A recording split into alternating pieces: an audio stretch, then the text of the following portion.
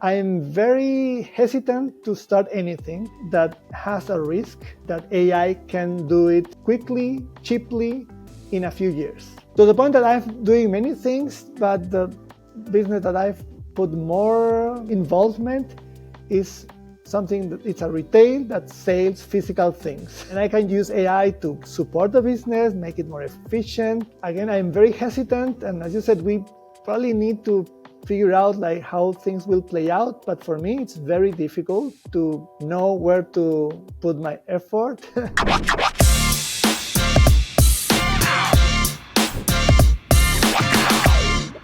Welcome to Indie Board Session. As you know, in the typical Indie Board Session, we help founders overcome the obstacles that they are facing right now. But in the Debrief, we bask in the glow of 2020 hindsight to explore obstacles and decisions that we faced in the past and discuss what we learned and what we would do differently now. Today's episode is the oral history of Evalart, our online assessment platform based out of Latin America, which Noosa Labs acquired back in 2023. Now, in July 2025, we are about to launch Evalart's new design and identity, making this the perfect time to discuss its origin, how it got to where we are today, and our vision for the future. It is my pleasure to introduce you to Evalart's founder, Gino Cateriano. Welcome, Gino. Okay. Thanks, Pascal. Thanks for having me here. Thanks, Gino, for coming. So let's start with Evalart's backstory. Where did this idea come from? What were you doing at the time of founding Evalart, and how did you come up with the idea of doing online assessment for hiring? Actually, I had the idea several years before I actually built the product, but like 10 years before. Wow. I always had like leading positions in software development, and I had to always assess developers that were applying to join the team. And I used like classic paper tests with reasoning, logical reasoning questions, and candidates had to like write an algorithm on paper. And I thought it would be great if I could have something to automate that, right? So that I don't have to manually understand the code that the candidate wrote on paper. And I thought, how could I do that? And I got the idea. And probably at that time, it would have been maybe the first one to implement something like that. But I never did it. And many years later, I was discussing with my wife, it would be good to create like a business for hair. That was like, 7 years ago, 8 years ago, no more, 10 years ago, because my son was not born. And we thought maybe something related with recruiting, but as a service, right? Because there was a huge demand for IT. I knew that was going only to increase. There was no hint that ChatGPT was going to come one day.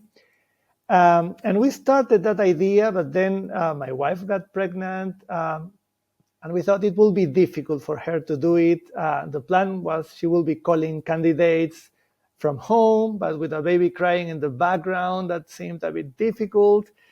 And a small part of that business idea was software for assessments. And I said, okay, I'll start with that.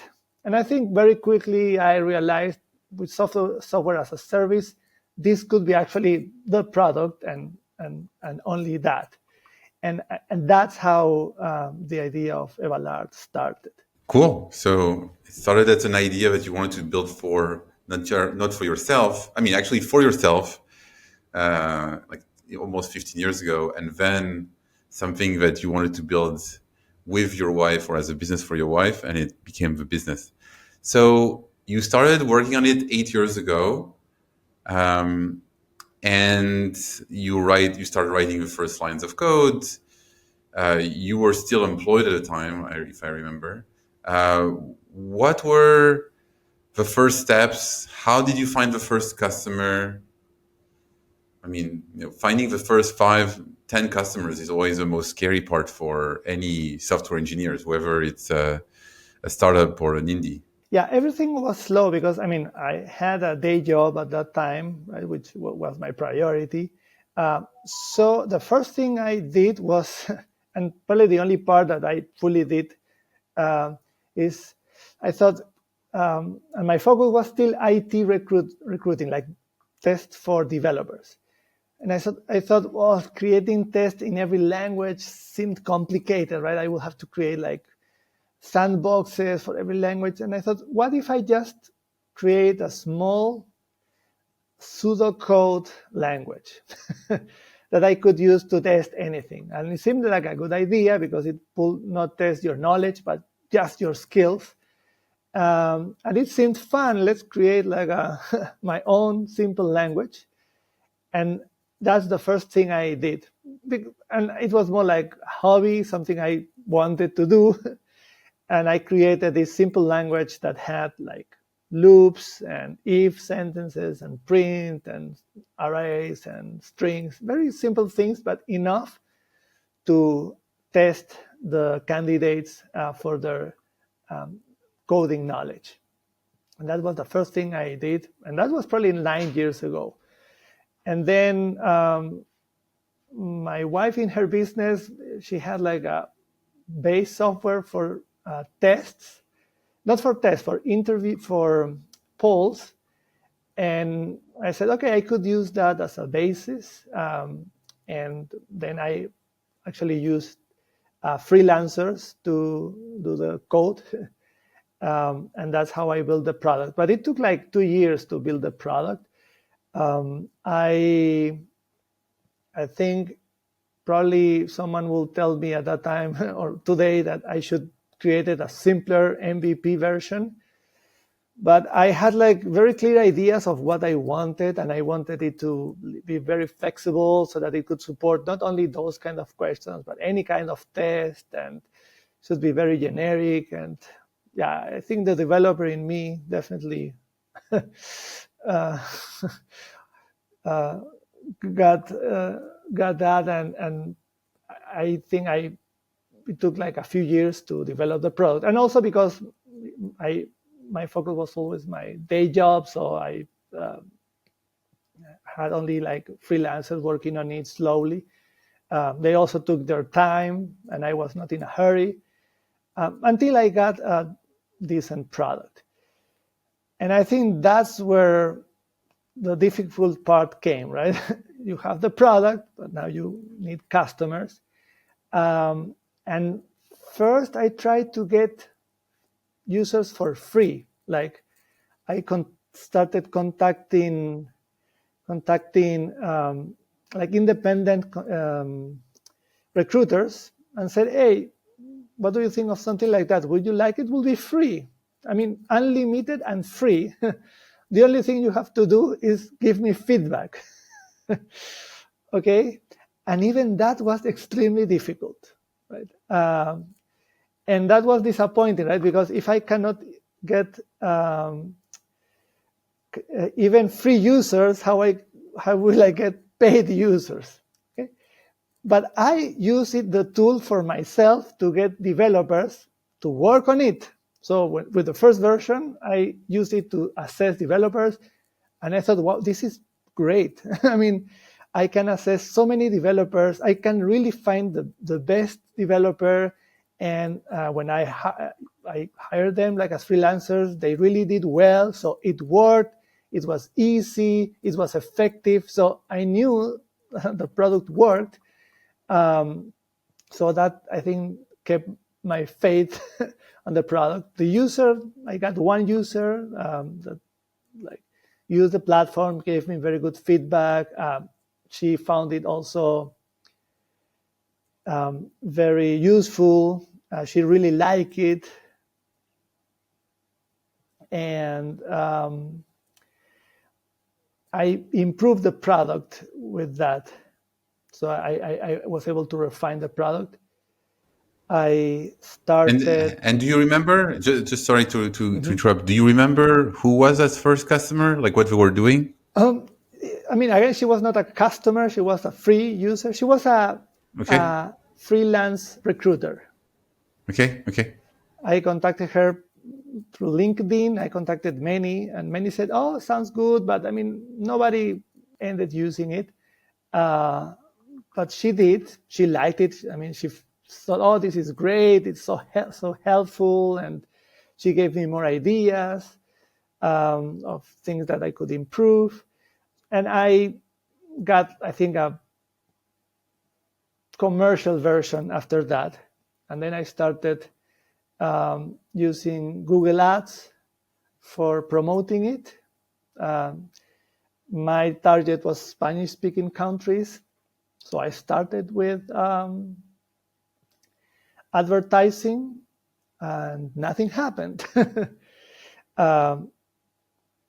I remember after 2 months, the platform that allowed me to accept credit card payments canceled my account because I didn't have any transaction.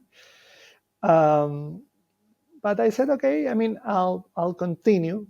I had my day job, so I could afford to continue, right? Because and one day I got my first customer. I was actually on vacations, and I got an email of a company in Colombia, and they liked the platform, and they wanted like a plan for the whole year, for 1 year. And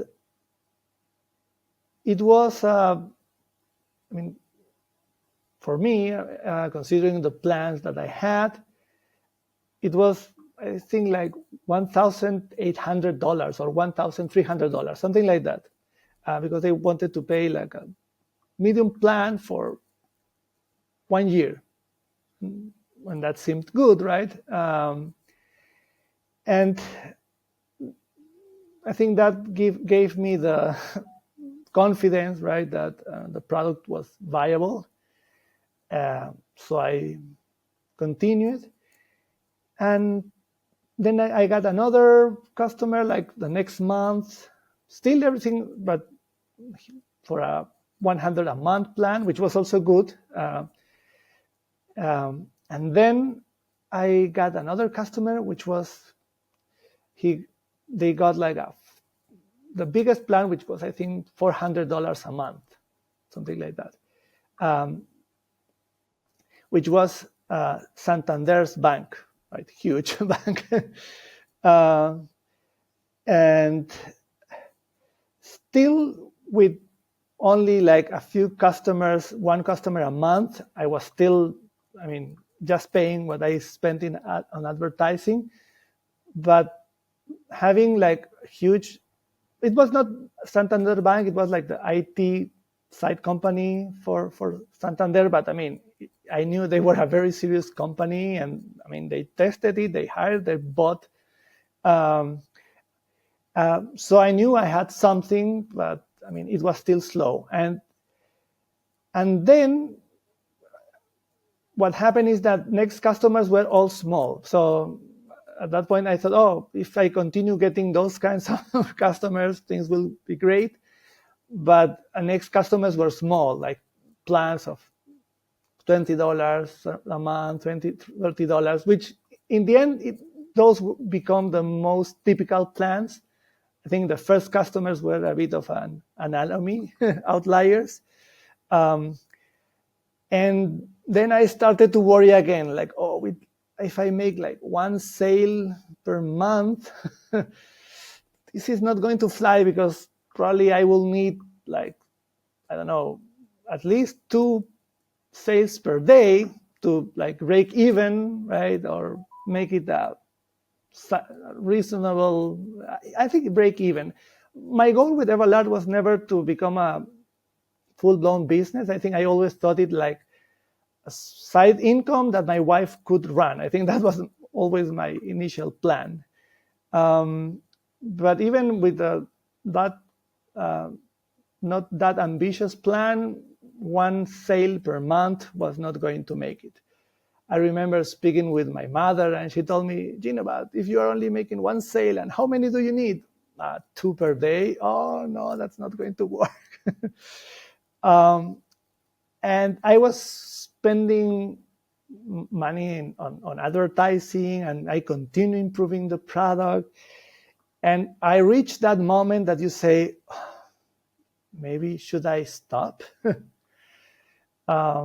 And I remember all the books that I read from entrepreneurs saying, I felt I had to stop, but I didn't stop. And then after waiting and persisting, I finally got there. So I decided not to stop. And slowly, customers started to sign in at a higher rate, right?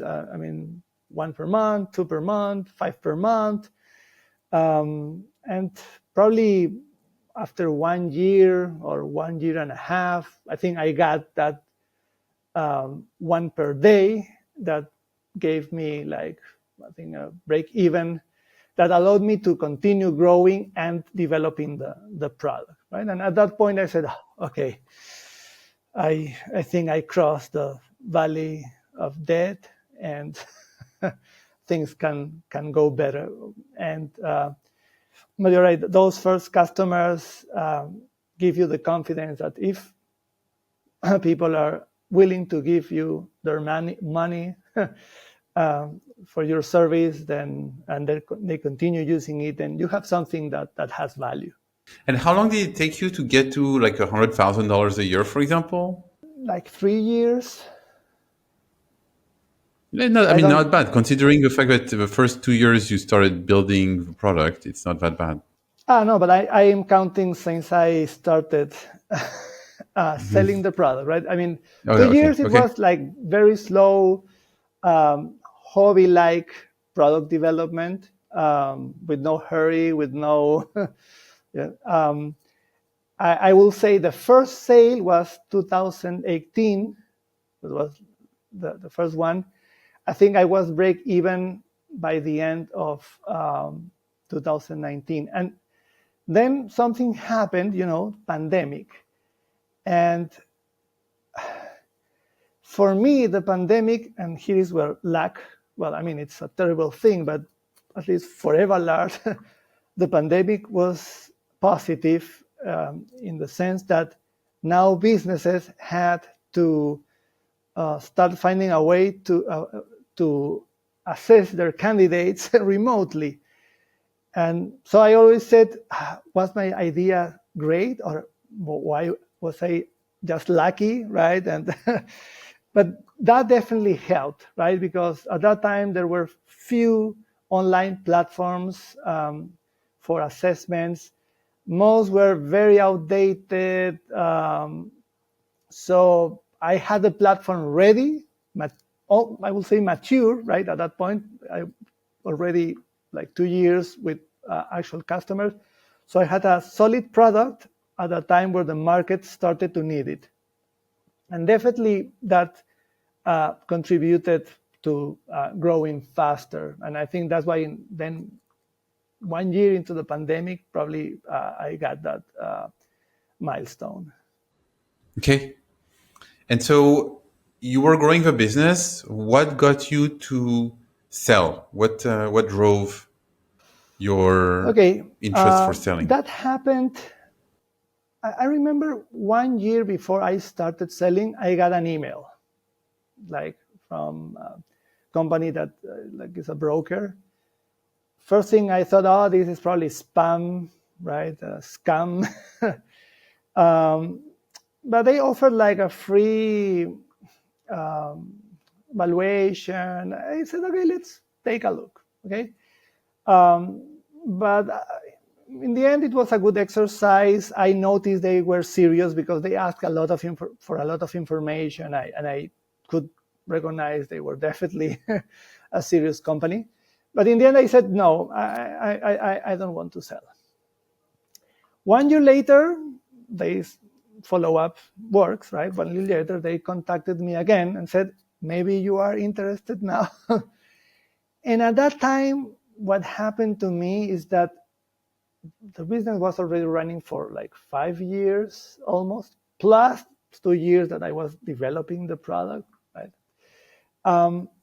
And I like the part of creating and maybe start growing, but I think I reached the point on one side that I could still add more features. I had thousands of ideas, but when you have a product that is already used by a few hundreds of users, right? You cannot just make a change or add a new functionality and that's it. You have to thoroughly, carefully implement that functionality, make sure you don't break anything. You have to update the documentation. So, and of course, there's all the operation, right? And I thought, it will be fun maybe to do something else, right? Start creating something without the pressure of, I cannot create something quickly. I have to deal with many other things. And I also thought that I reached the point that for Evalart to continue growing, other skills, other resources were required. It was difficult for me to continue. And I thought, well, maybe it's a good time. And because I could see competitors are coming and this will require putting more resources, skills to manage, make it larger that I may or may not have. But so I thought that combination of me a bit tired maybe or willing to do other things, and that I realized that I think someone else probably could continue from here with more knowledge, experience, and resources than me. And I think those were the two reasons I thought that maybe it's worth considering selling. And so when you were looking at when you started working with FE International for that acquisition, how many people were interested? What were you feeling during that time? I mean, it must be both exciting and stressful, right? So it was just stressful. Why? Tell us more. Because, well, you know from our previous conversation, I'm a bit of paranoid and I worry about everything, right? And you can imagine selling a business internationally is a complex thing. Like at one point you will have to give your keys, right? And you never know if the person will run away with your money and your company, right? And you lose everything, right? Which will be terrible, like all your work, right? And so my first concern, was this was FE International, trustable company as a broker, right? And I remember I was reading another book from an entrepreneur, and reading, he said, "Oh yeah, and I had a successful exit through FE International." Oh, I mean, if they appear in this book from an independent entrepreneur, that gave me confidence. Okay, the company seems serious, but I mean, there can still be issues, right? The seller, and who knows, how many other things can go wrong. Taxing. I mean, it was very stressful. I didn't know anything about it. So it was definitely a stressful time. How many people were actively involved in the conversations? Like, how many companies were interested in? Like, who are we competing with? Well, not that many, to be honest. And I told them, my business market is Latin America, right? And I think that most of your interested parties may be more interested in other markets, right? And they told me, yeah, you're right, but there is always a buyer for for a company. And there were a few interested, but they didn't seem serious. And then it was you who seemed seriously interested in the business. And well, you probably don't know this. And my original expectations were higher in terms of selling, but because I think I started offering it in January, right? And we closed the sale like in September. Yeah. But from January to September, sales were good, right? And I think the money that the business made in those 9 months, I think compensated the difference. And so I said, okay, I'm willing to accept Pascal's offer. It was less than I expected, but I mean, I continue making money during those months that the business was on sale, so that I said, okay. And again, I think at that point I was very willing to sell and move on. And that's how things happened. Yeah, I mean, we started looking at it, I think, in June or July. I remember really diving into it in July, at least.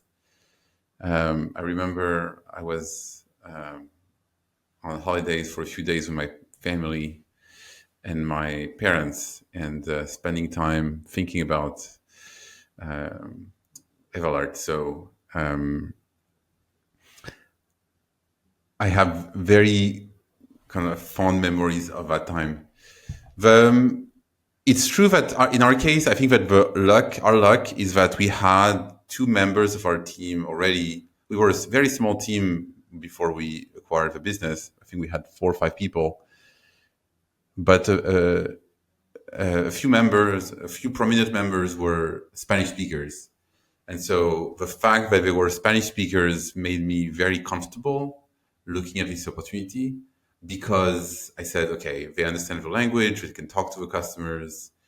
If, for example, this business was based in Germany, I would have been way more concerned, because then I need to find somebody in Germany who can talk to customers, and I need to trust that person. Whereas here, I already had 2 people I trusted that could do it. So I think that was, in a way, our opportunity and our unique opportunity. And in terms of did you feel from a moment we started to lean in that we were going to do it? Like, what were your thoughts? Were there moments where you were asking yourself, oh, maybe we're going to back out? Like, I definitely knew that you were a serious potential buyer. I didn't know if you were going to finish or not the deal, but at least I think I was confident that your interest was real, and that you were a serious party, and that things could finish well. I think I had that feeling. Yeah, we were serious, I guess. In terms of in our case, I was thinking about our notes. I mean, I feel that some of the concern we had was that first of all, it was your business model was sometimes SaaS, sometimes more pay as you go, which was kind of new to us. The HR market was caring. Especially my GM Javier, he didn't love the HR market, and I told him, "Don't worry, you're not the one who's going to manage the business." So, but I also, I mean, I think that in my case, one of the reasons why I felt there was an opportunity is because I knew that HR markets are hard, and I had worked on that market with Checker for 4 years. So even though the product opportunity is different, the Latin American customer is obviously very different from a US customer, at least I understood the general psychology of that buyer, having spent 4 years with them. And so I felt more comfortable than others who prefer like more fast-paced customer type, or like sales or marketing or engineering, where they're making faster decisions. And it's true that one of the aspects that we had, and maybe we could talk about that now, was AI. I mean, it was the very beginning of AI. when we looked at it in the summer of 23. Like ChatGPT had been out, but it was, I think, 3.5. We were starting to ask ourselves, okay, is this still relevant with AI? I think that we had a long discussion on that together. And now, when you look at it we bought the business in early September 2023. Like it's a year and a half now, almost 2 years. What do you think we did well or we didn't do well, from your perspective? Now that it's not your baby anymore, but you gave the babies in our hands. Well, I don't know actually much of what has been done. I mean, sometimes I enter the platform just to see, like, oh, I would like to see the new version, right? So I don't know that much. I see LinkedIn mostly what gets posted. I knew that, which I thought was great, that you sent your team to visit customers because they came to Chile, and one of the team like contacted me. Unfortunately, I was not in Santiago. I would have loved to meet with this former, still Evalart employee. And I think that was definitely great, and demonstrated your commitment to the business, right? Also, I knew you were working on we're doing the UI, which of course we discussed that in the pre-sale meeting, right? That was probably one of the things that needed to be done. Evalart, I always said, was like Godzilla, powerful but not pretty. So definitely that will be helpful.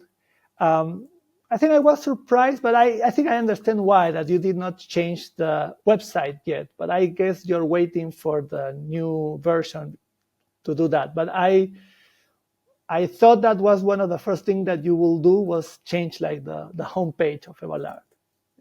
Maybe I can ask you why.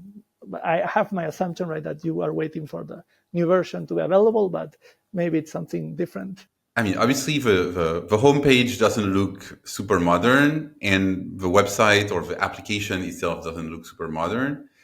What I didn't want to do is create a very enticing homepage, like a landing page, and then you log in and it looks old and deceptive. And so my hunch was, okay, let's change everything at once. Now, I mean, if you had asked me a year, like 2 years ago almost, do I believe that it would take us that long to change everything? The answer to that question is no. By the time this podcast will exit, we will have a new homepage. The customers will be, all customers will be migrated to the new platforms. So that's great.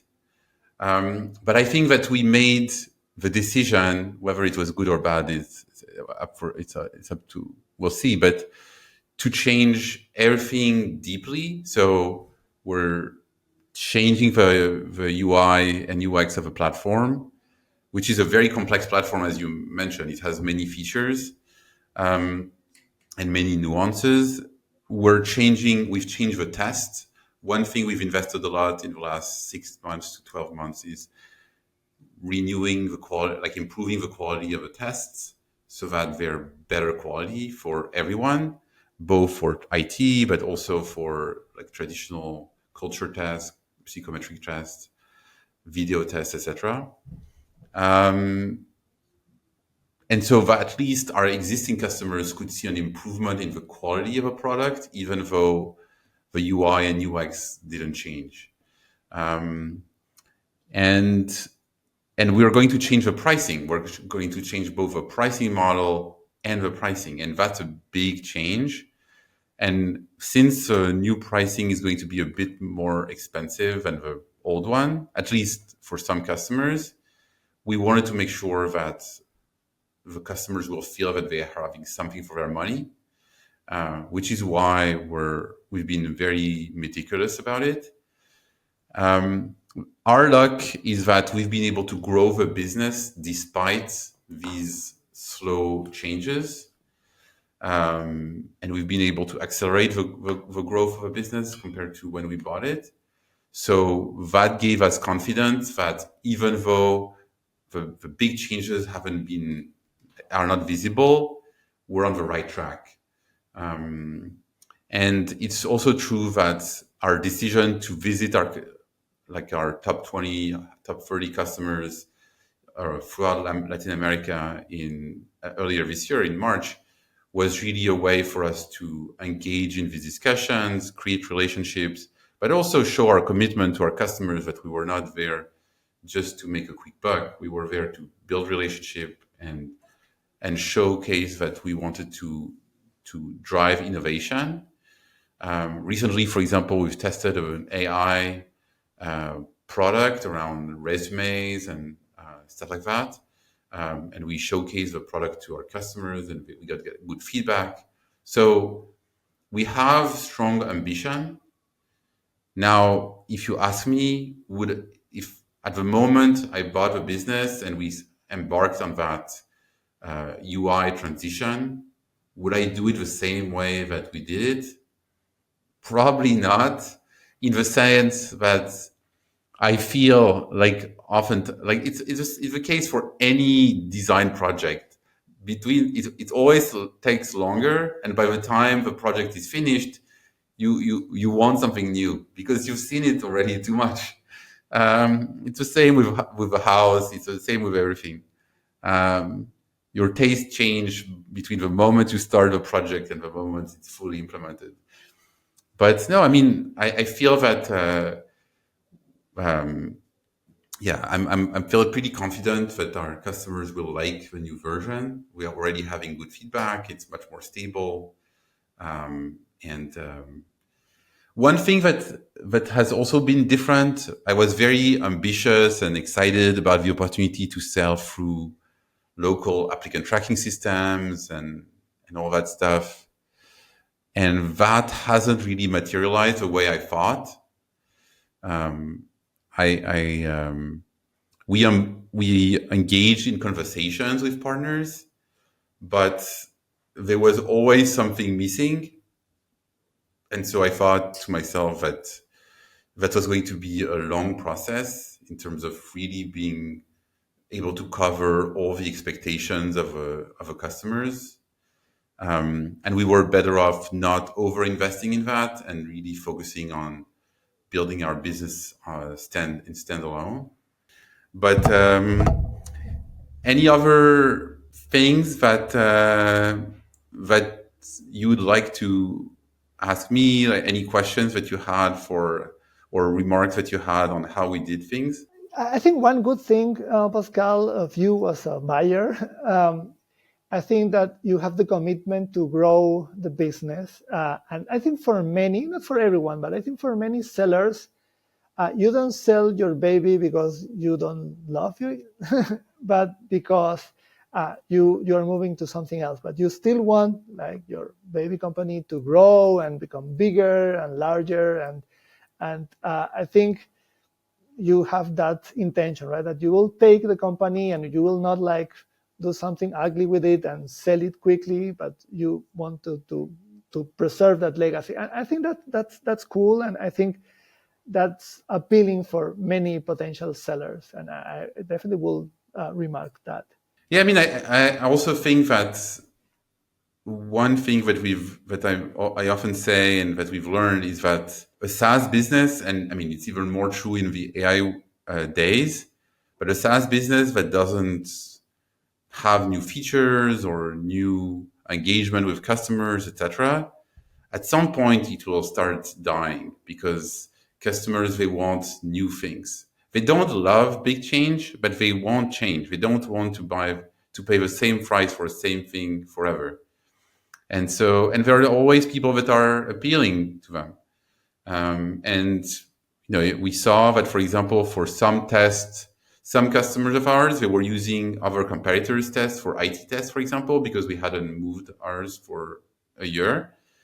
And when we showed them the new test and everything, they said, "Oh shoot, we signed a deal with that other company a few months ago. Had we known?" And so, for me, it was. I mean, I was not happy about it, obviously, but for me, it was a message to a team that we need to communicate more often what we're doing, even though it's not perfect, because then you give a roadmap to your customers that change is coming and that it's not just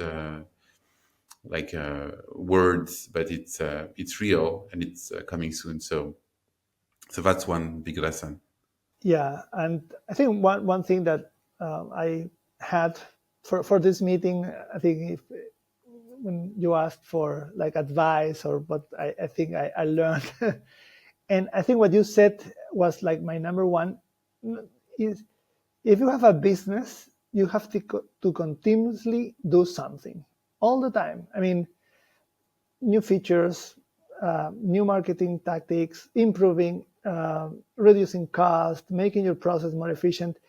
But you have to ask yourself every day, right? If you're running your business, like, what can I do to grow the business? How can I give more value to the customers? How can I get more customers? How can I make my process more efficient? And you said the day you put the business on autopilot and you lean and relax, that's when the business starts dying, and it will crash in 1 year, in 10 years, but it will crash. I mean, it's good if you can put your business on autopilot so that you have more time to do more things, right? But to help continue the business. But I've seen this in many businesses. You have to continuously care and ask yourself every day, what can I do to grow the business, and do something. And it seems that the more things you try, the more things you experiment, you will try 10 things, 8 will have no impact, 1 will have some impact, and 1 will be something that will move the needle and move you closer to your goal. So I think that's probably the very good piece of advice that can give even to anyone like starting or running a business. And so now that you're not working on Evalart anymore, what's one thing that you've learned as you were experimenting with new ideas that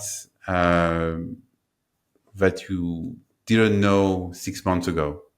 Yeah, I think for me today, AI makes making an assumption very difficult. Okay, I knew, because after selling Evalart, I had many ideas of things that I could do, and many things that I thought, I said, no. When I finish the product, AI will do it. I remember one idea that I had, like, I will create an AI based on AI, right? That could help you create a business plan, right? And I had even 2 partners, and we were like starting to do something. And then I said, let's stop. In 1 year or 2, but ChatGPT will do this for you.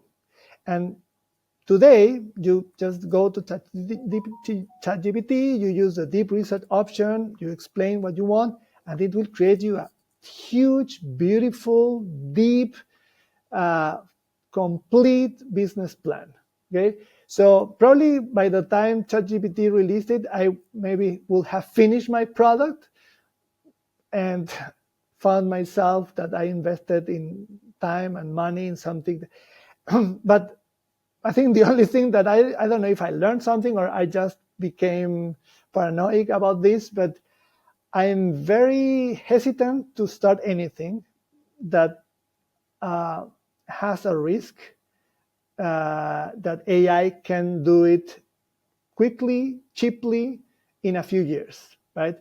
To the point that I'm doing many things, but the business that I've put more, I think, involvement is something that it's a retail that sells physical things. and probably and I can use AI to like support the business, make it more efficient. But I'm very hesitant, and as you said, we probably need to figure out like how things will play out. But for me, it's very difficult to like know where to put my effort because of this uncertainty, right? You don't know what will happen in a few years, what AI will be capable of doing, what ChatGPT will have as a free option. And I had these discussions with friends, and I noticed that this really resonated with them. I had one friend that he moved away from IT, and now he's selling real estate. And when I asked him like what happened, and I don't know if this was the only reason or the reason, but he told me, well, when we were speaking that AI will do everything, then I think I'll go for something that is physical. Another friend told me, yeah, you're right, I will invest my money like in also like real estate, like a house with a view to the ocean. That's something that will always have value. So I think I don't know if I learned something. I think it's hard for me to assume anything at this point. Yeah. And we'll conclude on that question, which is something that is in our mind, or many of us. Thank you very much, Gino. Thank you for being part of the podcast and the debrief. And have a great day. Sure. Thanks for that. Thanks, Pascal, for the invitation. And well, wish you the best with Evalart. I hope in 10 years I can say, oh, you know that this big, huge company, Evalart, I was the original founder. That's all I wish for us. Perfect. Thank Thanks, you. Pascal. Have a Thanks, nice day. Gino.